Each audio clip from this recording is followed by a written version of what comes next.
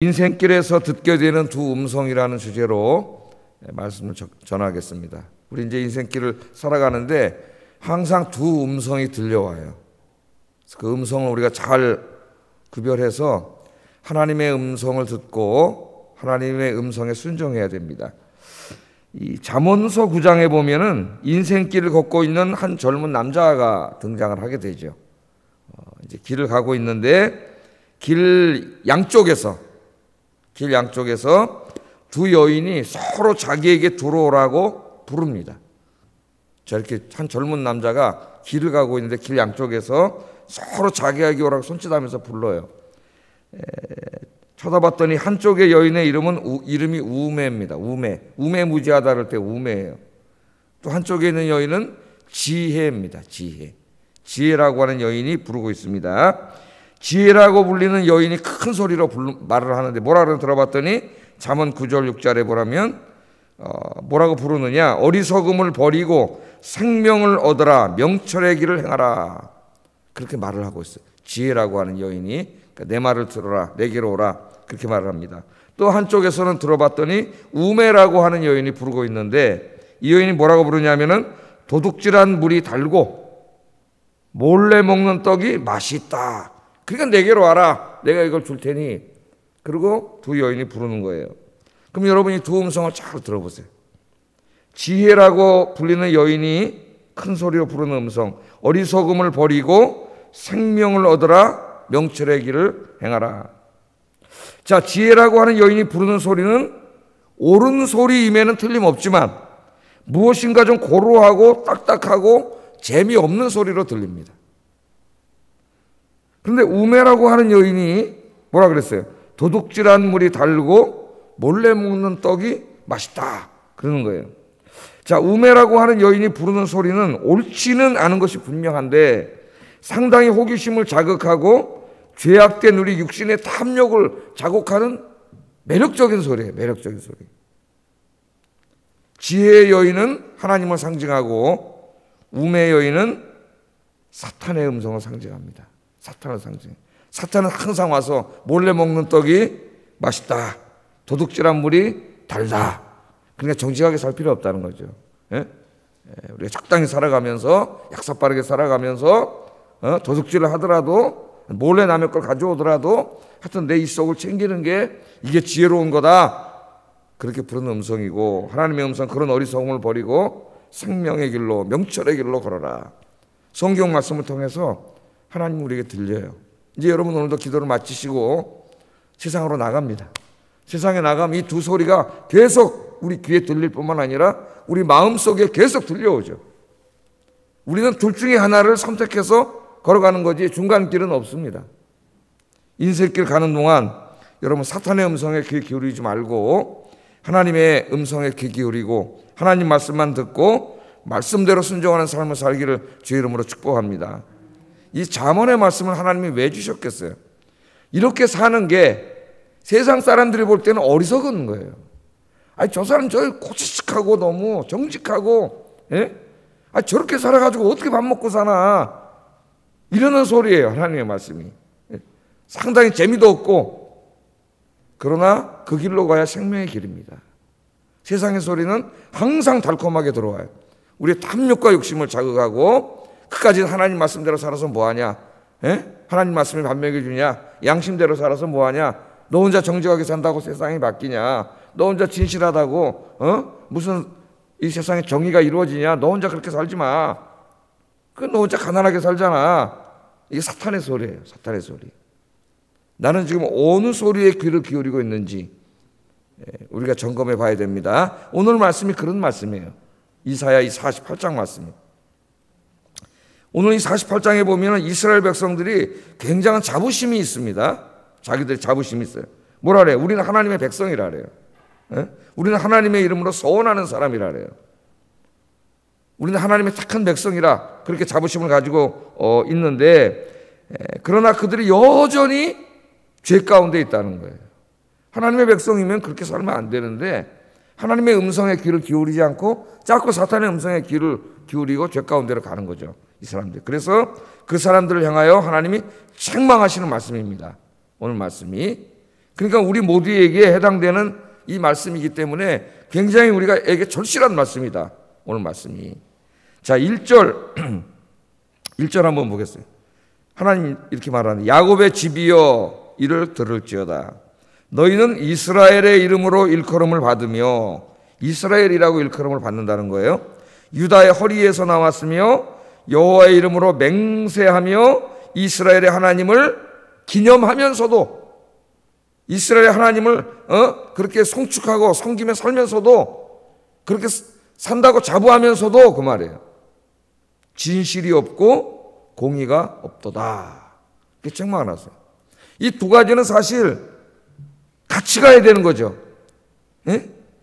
여호와 이름으로 맹세하고 이스라엘의 하나님을 섬기는 사람들이라면은 그들의 삶에 마땅히 진실이 있어야 되고 공의가 있어야 되는 거예요. 그런데 이 사람들은 하나님의 백성이라 하고 하나님을 섬긴다 하는데 진실이 없고 공의가 없어요. 그러니까 하나님 앞에 책망을 받고 있습니다. 지금 자, 하나님이 이스라엘을 뭐라고 부르고 있어요? 맨 앞에 야곱의 집이요 그렇게 들읍니다. 야곱의 집이요 그렇게 부르고 있어요. 의도적으로 하나님이 그렇게 부릅니다. 너희들이 원래는 야곱인데 이스라엘이라고 칭함을 받고 있다는 거예요. 지금 벌써 이제 성경을 많이 읽으시는 분은 이게 무슨 말인지 이렇게 제가 해설을 안 해도 귀에 들어올 거예요. 아마 이스라엘의 조상의 이름이 원래 이름이 뭐예요? 야곱이죠. 야곱. 예? 근데 야곱은 무슨 뜻입니까? 발 뒤꿈치를 잡다. 형보다 먼저 나오려고 자기가 왜? 장자가 돼야 축복을 받잖아요. 아버지의 축복을. 근데 자기는 장자가 아니야. 그러니까 형 거 뺏어 먹으려고 뱃속에서부터 형 뒷다리 잡고 나왔다는 그런 뜻이에요. 뒷다리를 잡다 혹은 남을 속이다, 거짓말하다, 사기치다 이런 뜻입니다. 이 야곱이라고 하는 이름이. 근데 하나님이 오늘 의도적으로 야곱의 집이요 너희는 바로 그 야곱의 후손들이다 그 말이에요. 야곱의 후손들이다. 자, 그러니까 이 사람들은 누구예요? 자기가 원하는 것을 얻고 뜻하는 것을 이루기 위해서 수단과 방법을 가리지 않고 사는 어떤 그런 사람들의 삶의 전형이에요. 야곱은.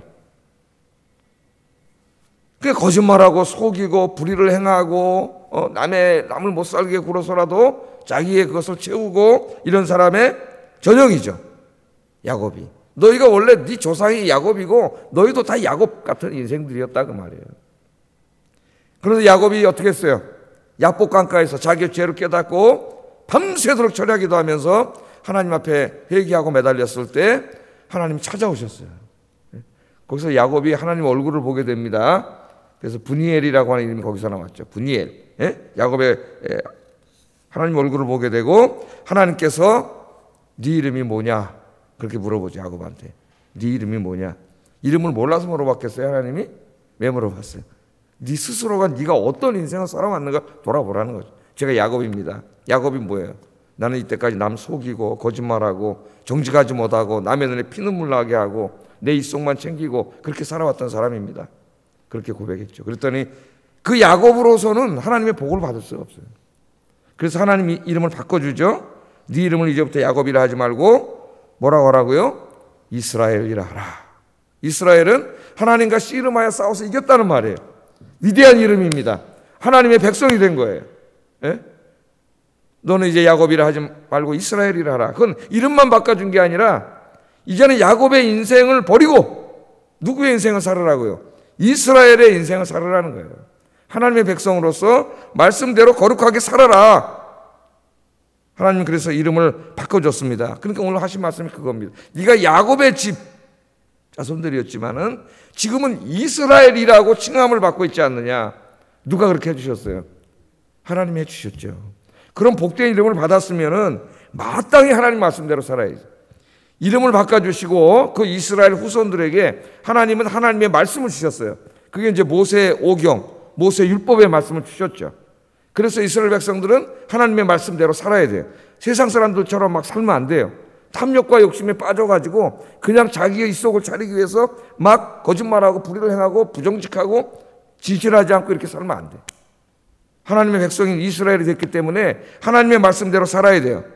그들이 하나님의 말씀대로 살면서 하나님만 섬기고 살 때에 그들은 열방의 빛이 되는 거예요. 세상의 빛이 돼서 많은 사람들을, 많은 열방들을 하나님께로 오게 하는 거죠. 하나님 믿고 구원받게 하는 거예요. 그게 이스라엘의 정체성이고 이스라엘의 소명입니다. 그런데 이스라엘이 그것을 지금 어떻게 했어요? 잊어버렸어요.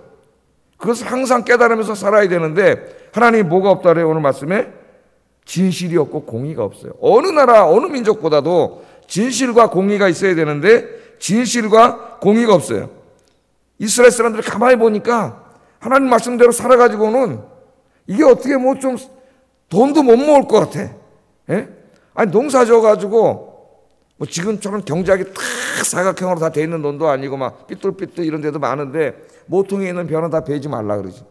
포도나무 따다가도 또 포도나무 다 따가지 말라 그래요. 예? 그렇잖아요. 가난한 사람들이 가져갈 수 있도록 다 내버려. 이삭 떨어진 거 줍지 말라 그래요. 또 7년마다 한 번씩 땅은 농사 짓지 말고 내버려 두래. 그 가난한 사람들이 와서 거기서 먹고 살 수 있도록. 또 희년이 되면은 빚쟁이들 빚 다 탕감해 주래. 아 이렇게 살아가지고 언제 돈 모아서 요새 말을 하면 언제 집 사고 어떻게 살아 이렇게 살아가지고.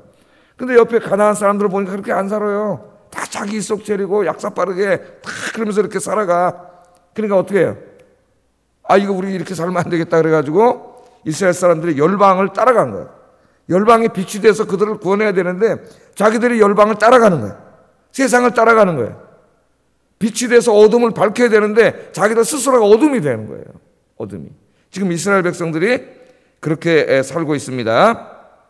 이스라엘은 열방의 길을 따라 조금이라도 더 부와 권력과 쾌락을 누리는 것을 인생의 목표로 삼아버렸어요. 하나님을 섬기고 예배하고 말씀에 순종하는 게 목표가 아니라 육신의 탐욕을 채우는 걸 인생의 목표로 채웠습니다. 그래서 하나님의 말씀에 귀를 기울이지 않고 자기의 소견에 오른 대로 살았어요. 이스라엘 백성. 힘없는 사람, 가난한 사람들의 소유를 온갖 교묘한 방법으로 다 빼앗아갔습니다. 힘과 지위를 남용하여 약하고 소외된 사람, 힘없는 사람들의 것을 빼앗는 불의를 다 행했어요. 그래서 오늘 이제 이사야 시대에 오면은 이 죄악이, 사회적인 죄악이 아주 그냥 더 이상 용서받을 수 없을 정도로 극에 달한 거죠. 이 이스라엘 민족들의 이러한 불의와 포악이 아주 극에 달했고 힘 있는 불의한 자들은 힘없는 사람들의 집과 전토를 다 빼앗아갑니다. 힘 있는 불의한 자들이 이렇게 못된 짓을 하는 거죠. 그리고 그 부당하게 번 돈으로 그들의 부인들은 부어라 마셔라 하면서 온갖 사치와 허영과 쾌락을 행하면서 살았습니다. 우리 이걸 다 공부해 왔어요.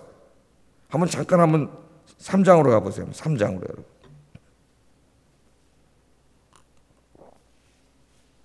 이것이 우리의 이야기고 우리의 이야기가 앞으로도 또 될 것이기 때문에 명심해서 들어야 됩니다. 우리가 이사야 3장 14절 15절 보면 포도원을 삼킨 자는 너희이며 가난한 자에게서 탈취한 물건이 너희의 집에 있도다. 어찌하여 너희가 내 백성을 짓밟으며 가난한 자의 얼굴에 맷돌질하느냐. 주 만군의 여호와 내가 말하였느니라 하시도다. 이 죄를 책망을 하는 거죠. 자기들은 많이 있고 더 있으면서도 없는 사람 것까지 온갖 교묘한 수단으로 집도 뺏고 땅도 뺏고 다 뺏어가는 거예요. 그게 인간의 욕심이에요. 또 3장 18절 23절에 보면은 그 뺏은 돈으로 가난한 사람들 거 뺏은 돈으로 어떻게 살았냐. 주께서 그날에 그들이 장식한 발목걸이와 머리에 망사와 반달 장식과 귀걸이와 팔목걸이와 얼굴 가리개와 화환과 발목 사슬과 띠와 향합과 신부와 반지와 코걸이와 예복과 겉옷과 목도리와 손주머니와 손거울과 세마포 옷과 머리수건과 너울을 제하시니. 그러니까 지금 이게 참 얼마나 머리끝부터 발끝까지 이 당시에 이 불의한 돈으로 부당하게 번 돈으로 이 여성들이 사치와 허영을 일삼는 그 모습을 머리끝부터 발끝까지 지금 보세요. 온갖 사치와 허영으로 그냥 다 들는 거예요. 하나님은 어떻게 해요? 단정함으로 하나님 앞에 서라고 신약성경에서 여성들이 그렇게 말씀을 하셨는데 이 부당하게 번 돈으로 온갖 사치를 다 행하는 거죠. 지금 우리 사회를 보면 똑같습니다. 인간 사회가 다 이래요 지금. 그리고 이제 떵떵거리고 살고 있는데 하나님이 안 계신 줄 알고 저러고 살고 있죠. 좀 있으면 이제 하나님 그걸 다 제하신다 그랬어요. 예? 하나님의 심판이 있어요. 이사야 5장 8절에 보면 5장으로 가보세요. 5장. 얼마나 이 사람들이 탐욕이 있냐면은 한번 읽어보겠습니다. 5장 8절 시작.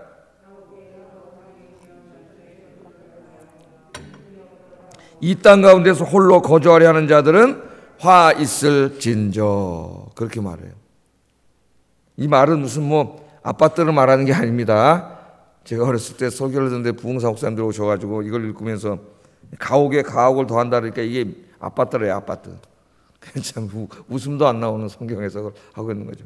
가옥에 가옥을 이으며 전토에 전토를 더하여 빈틈이 없도록 한다는 말은 아파트를 줘서 빈틈이 없다는 말이 아니라 자기 충분히 먹고 살 땅을 하나님이 다 주셨죠. 여호수아에 보면 각 지파와 가족들에게 그 충분히 먹고 살 땅을 다 주셨어요. 그런데 탐욕과 욕심에 가득 찬 인간은 거기에 만족하지 못합니다. 그래서 이제 온갖 수단과 방법을 동원해서 다 뺏어와서 땅이 막 넘쳐나는데도 계속 전토에 전토를 더하고 집이 뭐 몇십 채 있는데도 계속 집에 집을 다 뺏어가지고 마치 이 땅에 자기가 다 사가지고 자기 혼자 살려고 하는 사람처럼 그 탐욕과 욕심을 부리는 모습이에요. 똑같잖아요, 지금. 우리 사회에. 예? 지금 이 모습하고 똑같잖아요. 오죽 이런 것들이 부동산 투기와 욕심 가득 찼으면 우리나라에 경제를 총괄하는 장관이 전세 만기가 돼가지고 집주인이 빼달라 그래서 전세를 얻으려고 했더니 전세를 못 얻고 있어요. 염리동에 살더라고요, 여기 지금. 예? 거기가 6억 얼마였는데 최근에 2억 5천인가 올라가지고 8억 얼마가 됐대. 지금 우리나라 다 올랐어요. 그러니까 6억에 전세에 살던 사람이 6억도 없는데 6억이 어디 있어? 웬만한 사람은. 전세가 이제 만기돼서 갈라 그랬더니 정책을 잘못해가지고 8억이나 9억, 8, 9억. 염리동 새로 지은 아파트가 그렇게 비싸나 봐요. 여기도 엄청 비싸죠. 여기도 10만 나오고 막 20억, 마포구 20억 나온다고 지금 뭐 이 정도인데 이게 거의 뭐 이게 부동산이 완전히 폭락해. 부동산 정치가 완전히 망해버린 이 나라가 됐어요. 이제 서울의 젊은 사람들은 살 수가 없습니다, 지금. 근데 이제 이 바깥으로 나가 보니까요, 고양시에서 저 파주, 요새 그 연애 프로에서 뭐 집배에 관한 것들이 나오더라고. 막 집 잘 줘놨어요. 막 2층 집, 그 마당도 105평이고. 근데 6억이에요, 6억. 5억, 6억. 파주까지만 가면 여기 전세도 안 돼. 6억이면 집 좋은 거 사더라고. 거기에. 얼마 거리가 안 되는데. 서울만 지금 막 포화 상태예요. 서울만 살 수가 없는 곳이 돼서 진짜 우리 자녀들은 아버지 엄마가 재벌이 돈이 많지 않은 한 아파트에서 살기는 거의 불가능하지 않을까 그런 생각이 들어요. 근데 전세가 지금 그런데 어떻게 살게? 애들이 언제 돈 벌어가지고, 예? 저같이 아버지를 목사로 둔 사람은 아무것도 없는데 지가 어떻게 살아야 되는데, 참 안타까운. 이래서는 5장 8절에 이 문제가 계속됩니다. 계속. 또 이사야 5장 11절, 12절도 한번 읽어보겠습니다. 11절, 12절. 시작.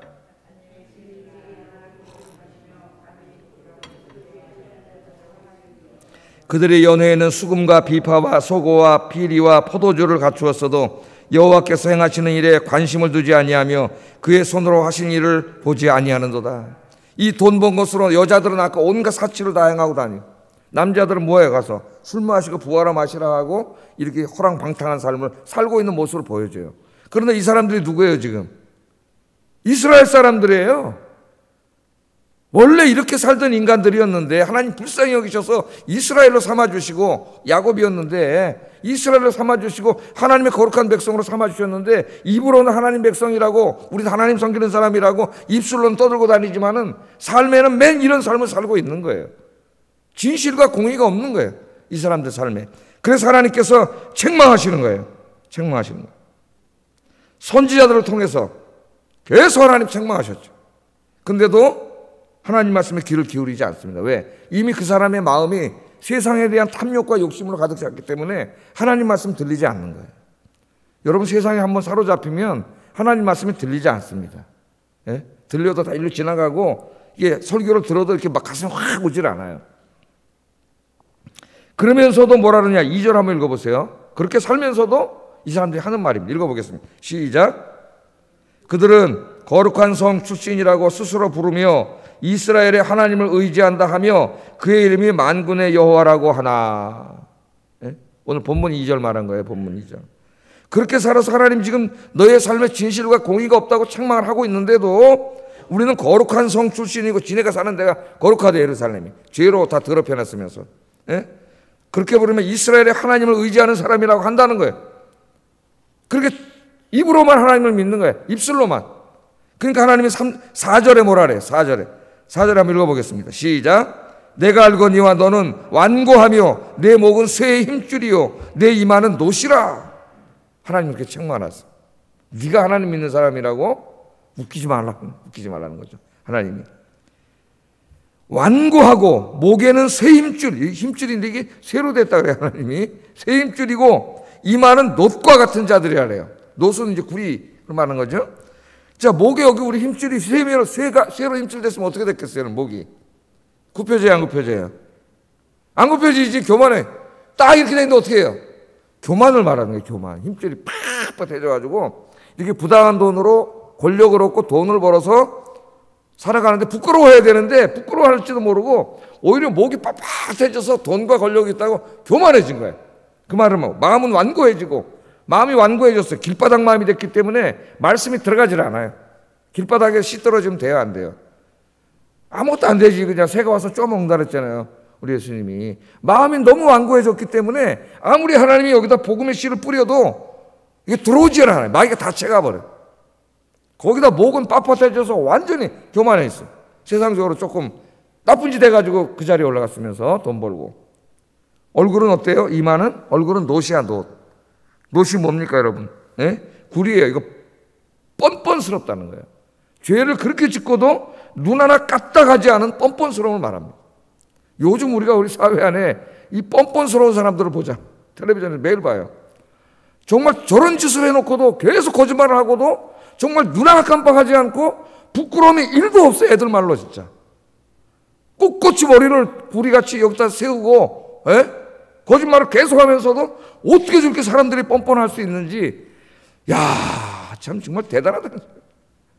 저 뻔한 거짓말을 27번 했다라는데 국민 앞에서 그렇게 뻔뻔해. 아직도 뻔뻔해. 그러니까 이게 뭐예요? 죄를 자꾸 맨 처음에 죄를 지을 때는 부끄럽습니다, 사실은. 그래서 말도 좀 더듬기도 하고 얼굴도 좀 빨개지기도 하고 그러나 막 자기 살으려고 막 거짓말하는 거죠. 하여튼 여러분, 저 대법원에서 판결 날 때까지 사람 거짓말하고요. 판결에 나도 거짓말합니다. 나 억울하다 그래요. 나 거짓말 안 했는데. 얼마나 뻔뻔한지 한두 번 지을 때는 다 사람이 양심의 가책이 좀 있고 좀 얼굴도 빨개지고 그래요. 그러나 자꾸 거짓말하다 보면은 점점 철면피가 됩니다. 놋이 돼요, 여기가. 바짝바짝 빛나고 나중에는 부끄러움도 하나도 없어요. 계속 거짓말하고 죄 짓고 못된 짓 하면서도 부끄러움이 하나도 없어요. 이렇게 되면 이제 더 이상 희망이 없는 거죠. 희망이 없는. 여기는 이제 하나님의 심판이 있어요. 희망이 없어요. 지금 이스라엘 백성들이 그렇게 된 모습을 안타까운 마음으로 하나님 그리고 있는 거예요. 4절에. 이렇게 되면 안 되겠죠? 내가 알거니와 너는 완고하고 목은 쇠임줄이 됐고 네 이마는 놋이 됐다. 그럼 오늘 우리 그리스도인들이 이 땅에 뭐 900만인 1000만인이 뭐 이러고 있는데 우리 얘기 하시는 말씀이다 이거예요. 그러니까 남 얘기하기 전에 먼저 자기 자신을 돌아봐야 돼. 난 인간 중에 요새 이렇게 느끼는 게 뭐냐면 나 자신을 포함해서 부끄러워할 줄 아는 사람은 훌륭한 사람이다 이런 생각이 들어요. 뭐 훌륭한 것보다도 정말 자기가 한 행동에 대해서 부끄러움을 느끼는 사람이라면 그래도 훌륭한 사람이 아닌가 이런 생각이 들어요. 정말 부끄러움을 모르더라고 요새 사람들이. 여러분, 예수 믿는다 하면서도 여전히 거짓말하고 부정직하고 불의를 행하고 세상의 쾌락을 즐기고 하나님보다 세상을 더 사랑하는 사람들이 많이 있습니다. 하나님은 그런 명목상의 신앙인을 기뻐하시지 않습니다. 입술로만 하나님을 사랑하고 네 행위로는 하나님을 부인하는 자다. 하나님 이렇게 말했죠. 입으로는 신앙인인데 삶을 보고 말하는 걸 보고 마음속 행위, 이 생각과 행위를 보면은 하나님 믿는 사람이 아니에요. 근데 하나님 뭐라 그래요? 그 사람 하나님 믿는 사람이라고 인정해 주지 않습니다. 하나님 믿지 않는 자라네요. 하나님 믿지 않는. 입술로만 시인하니까. 그 지경까지 가면 안 되죠. 그 지경까지 간 사람들을 이 스카팩이라고 하는 정신과 의사죠. 독실한 그리스도인이면서 그 사람은 이 악인이라 그래요. 악인. 거짓의 사람들이라고 하는 유명한 책이 있습니다. 번역이 됐어요. 한번 읽어보면 굉장히 좋습니다.